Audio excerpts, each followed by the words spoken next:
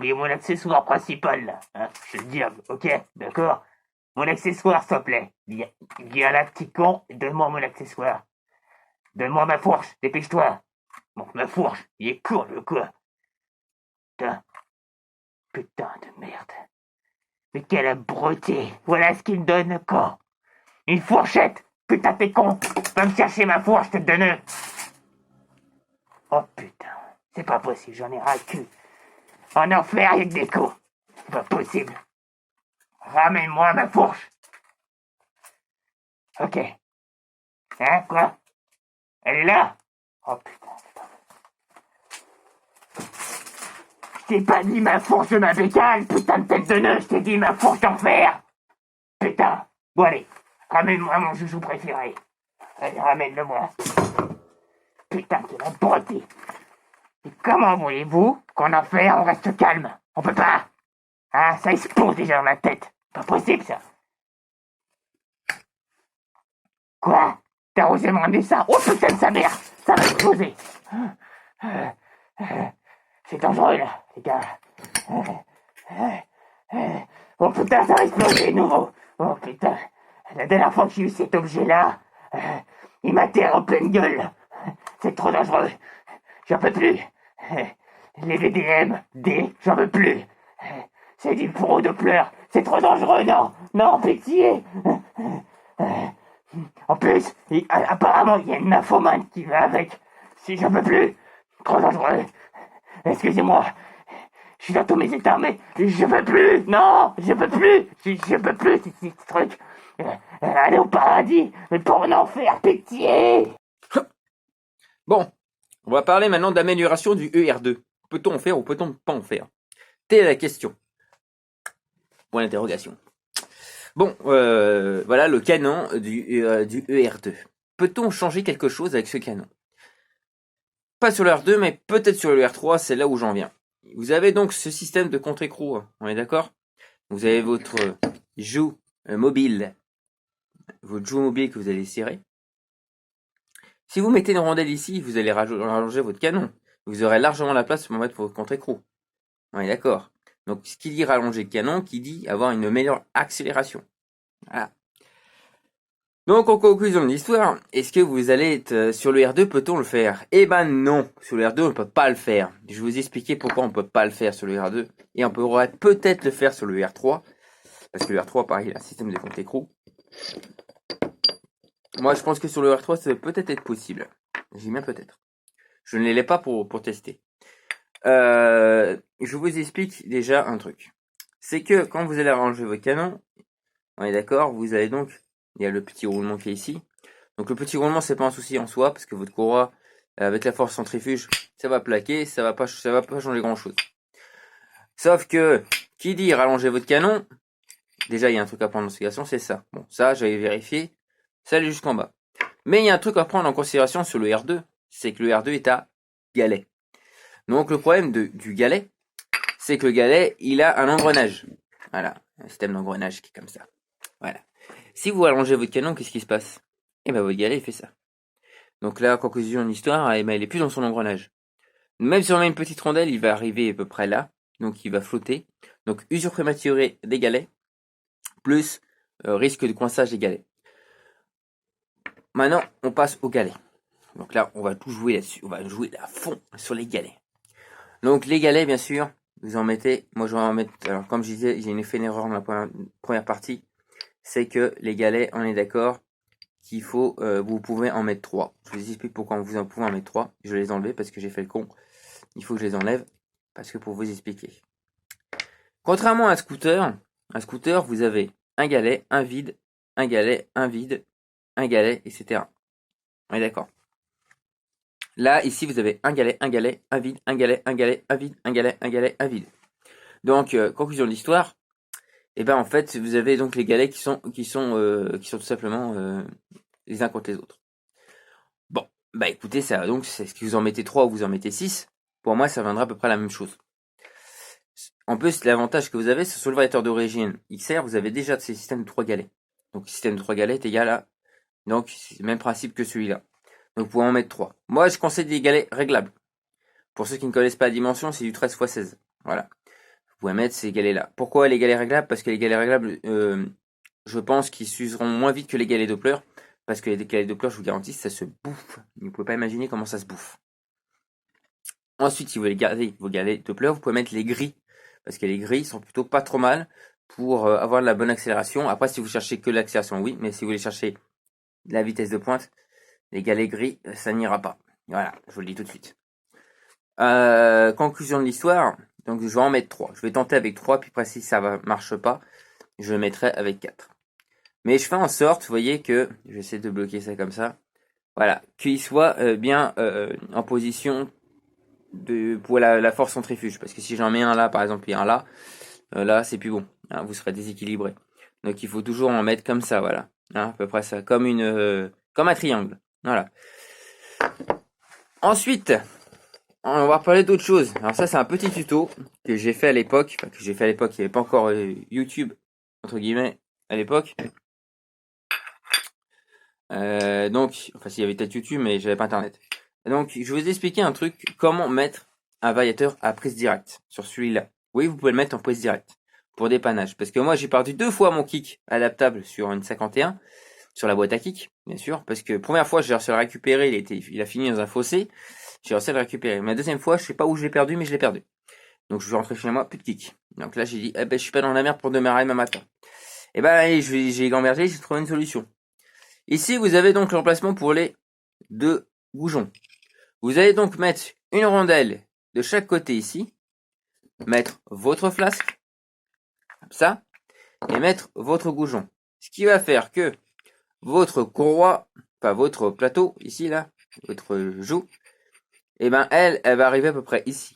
Donc le roulement, il ne servira plus parce que votre courroie va prendre direct. Donc vous allez pouvoir démarrer ce qu'on appelle en prise directe. Par contre, vous allez voir donc on va faire comme ça. Bon, ça me fait chier de le démonter, de le remonter plus tard, j'en ai ras le cul. Donc ça va faire à peu près, on va dire comme ça, ouais. Vous allez avoir un jour comme ça à peu près. Donc c'est tout à fait normal parce que vous allez donc rajouter la rondelle supplément. Et là, vous allez donc pouvoir démarrer et rouler. Mais par contre, vous n'aurez plus le système d'embrayage. Et je vous garantis, franchement, cette méthode-là dépanne bien quand on a perdu son kick. Voilà. Donc c'est une chose que vous pouvez tenter de faire. Donc voilà, hein, c'était l'histoire de toute l'histoire de ce VDM. Donc maintenant, voilà, c'est tout ce que j'avais à dire sur les améliorations de ce variateur. Donc là, on va tenter du 6 grammes, parce que j'avais tenté du 4, on va tenter du 6. Et après, on va essayer de trouver l'idéal. Ça va être compliqué, mais on va y arriver. Allez, suite. Et puis, et t'as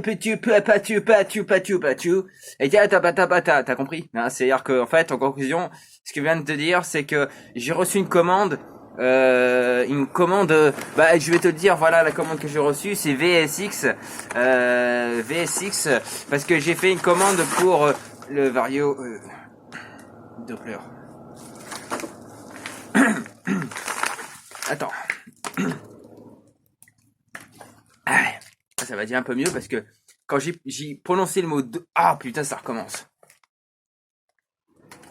Quand j'ai prononcé le mot Doppler, ça y est, je réussi à le dire quand même. Et ben, ça m'a fait mal au derche, donc après j'ai la gorge aussi qui me gratte à chaque fois quand je dis le mot Doppler. Tu vois, ça recommence, c'est pas possible. Doppler, voilà. Donc voilà, j'ai commande VSX, donc franchement sérieux, super cool les gars. Franchement, à recommander VSX. J'avais jamais commandé encore chez eux, mais à recommander. Hein, c'est vraiment à recommander, c'est à recommander. Vous pouvez l'envoyer en recommandé aussi si vous voulez. Non, je déconne, ça va pas. Donc voilà, donc j'ai commandé des galets réglables pour le Vario bidule machin VDM. Voilà. Et puis je me suis commandé donc le compte écrou qui va devant. D'accord. Et puis le petit vous savez, le petit écrou qui sert à visser ce daube. Ah, c'est marrant. Bon voilà, ça y est, conclusion de l'histoire. Bon, commande V6, on a testé pour voir si l'écrou est dans le ventilo. Eh ben putain, c'est pas bon non plus ça. Oh là là là là. Merde, putain, ça rentre pas dans l'axe.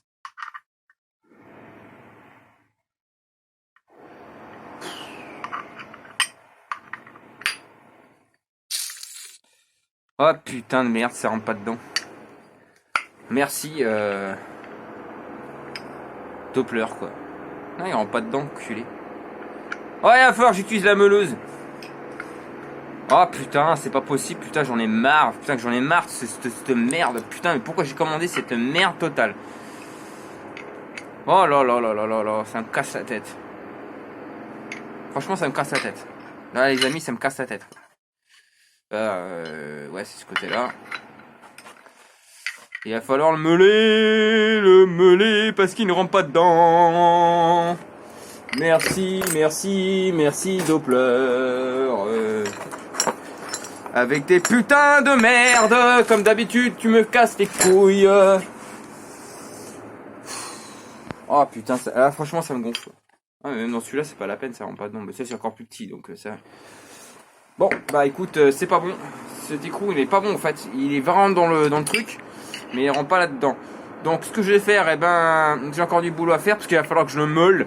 Parce que j'ai pas envie de m'amuser à recommander encore un autre. Putain, mais c'est un vrai délire ce truc encore. C'est Doppler tout craché ça. Doppler tout craché. Tu demandes un écrou pour un variateur ER2 avec système d'embrayage et ça rentre pas dedans. Bon, celui-là, par contre, c'est pas comme celui que j'avais à l'époque. Celui-là, il est en acier. C'est pas de l'aluminium.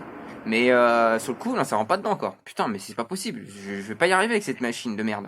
Enfin, je vais pas y arriver tout court avec ce dodo. Bon, ce que je vais faire, c'est que je vais le meuler, hein, parce qu'on va pas se prendre la tête. On va se meuler sa race. Ouais, en plus, il va falloir que je le meule sa mère. Hein. Oh, putain de merde.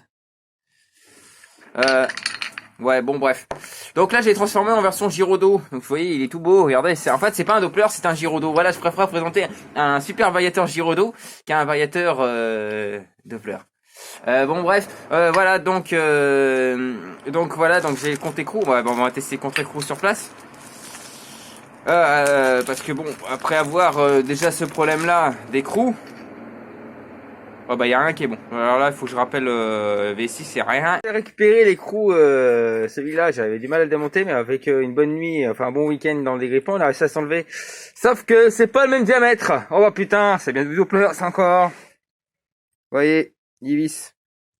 Tout con, ça visse hein. C'est juste génial.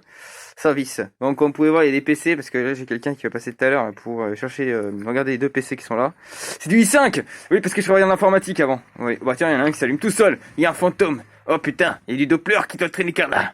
Il y a quelqu'un qui doit traîner par là. Il y a du Doppler par là. Tiens Doppler. Non toi t'aimes pas le Doppler. Toi par contre, il y a des Doppler. C'est normal. T'es à moitié défoncé, toi. Oui, parce que celui-là, il a un problème de batterie, il a un problème de charnière. C'est quand même drôle. C'est Co qui s'allume quand il voit du Doppler. Il me dit, tiens, c'est un ami à moi. Je suis aussi déglingué que lui. Voilà, bon, bref. Bon, allez, sur ce, bon, bah, je vais m'amuser à redécouper une partie, là. Pour essayer de récupérer une partie pour me faire un compte écrou. Que je tire à la pince, un truc qu'on fait, parce que là, ça va être, c'est casse-couille. Hein. Franchement, j'arrive pas à trouver l'écrou, ça me casse la tête. Voilà, donc j'ai fait exprès de faire fabriquer un contre-écrou parce que j'en trouve pas. Voilà, donc là je l'ai carifié. Voilà, j'ai fait la Doppler, il est carré comme ça et voilà, comme ça j'ai de quoi le serrer. Voilà, tout bêtement, hein, j'ai de quoi le serrer, nickel. Voilà. Bon bah il faut se débrouiller avec les moyens du bord, hein, comme on dit. Hein. Voilà. Bon allez, on va pouvoir remonter tout ça. Vidéo de fin, enfin vidéo de fin entre guillemets, parce que là maintenant je vais le poser. Donc voilà. Donc on a eu la flasque. Je fais récapitule des emmerdes. J'ai vu la flasque qui était tordue.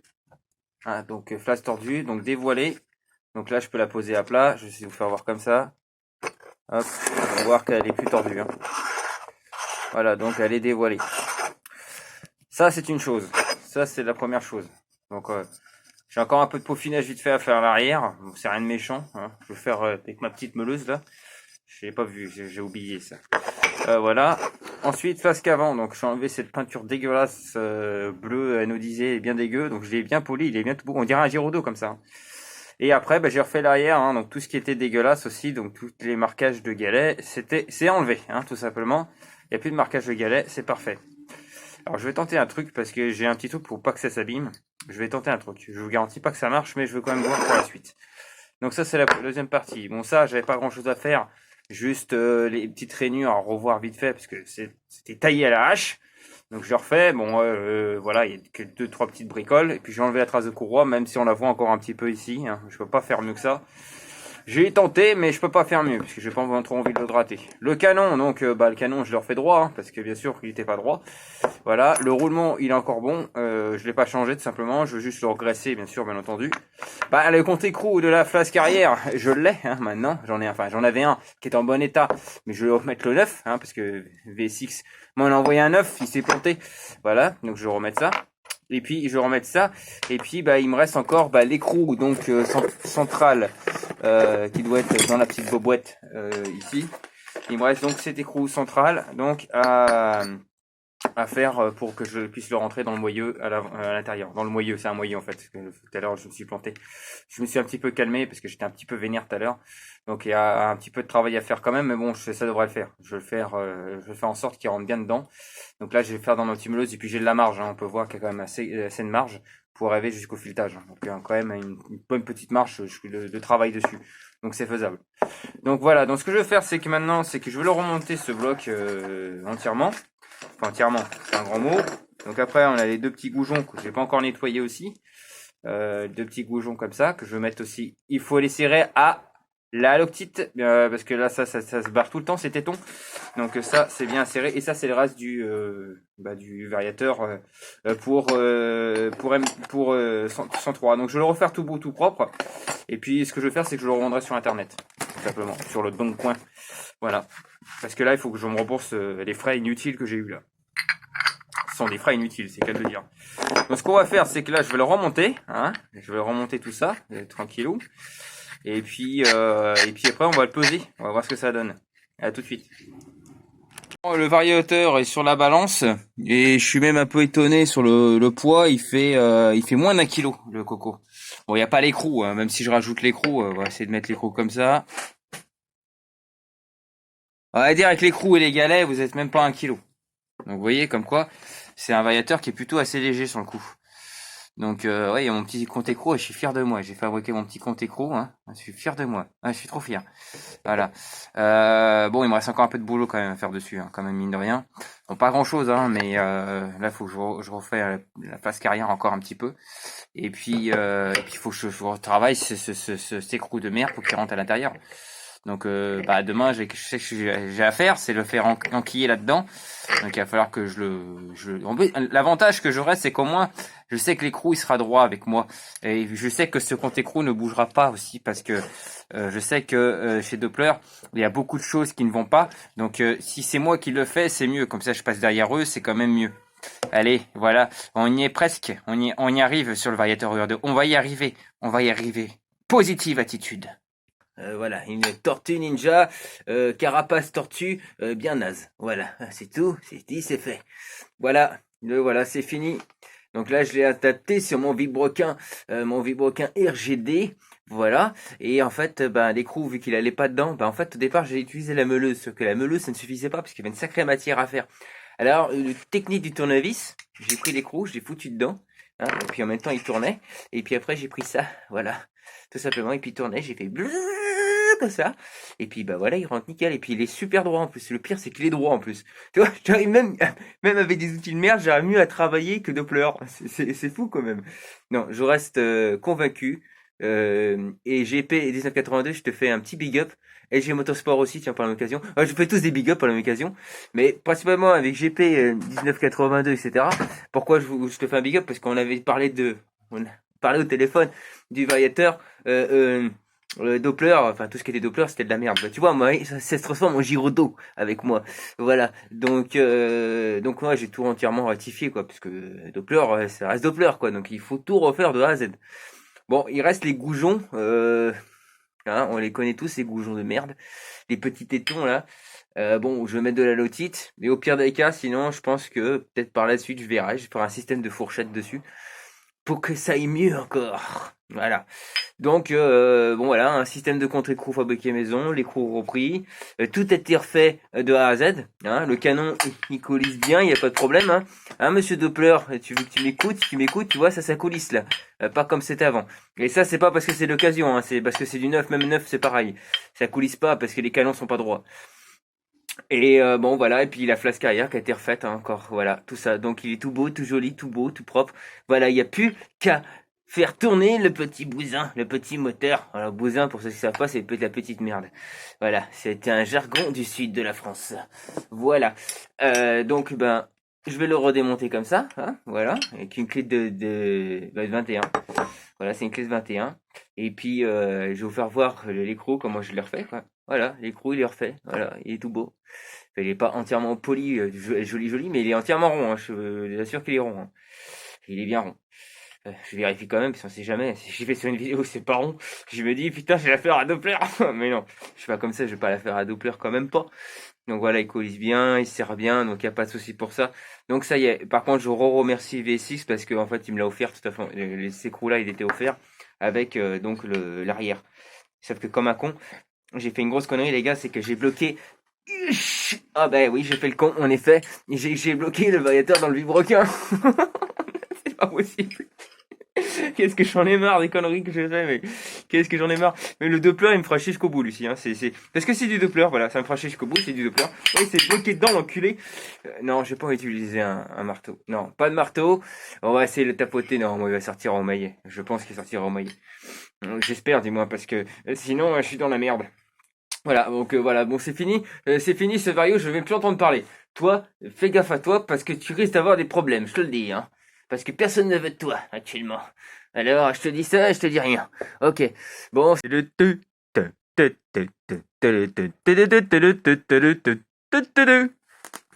Luigi! Haha! Salut les amis! Ah, c'est une spéciale dédicace pour GP1982! Allez, viens avec moi, on va jouer à... coucou. On va jouer à Mario Kart. Tu viens? Et je vais te balancer une carapace de tortue. Et ouais, tu vas te manger du Doppler dans la gueule.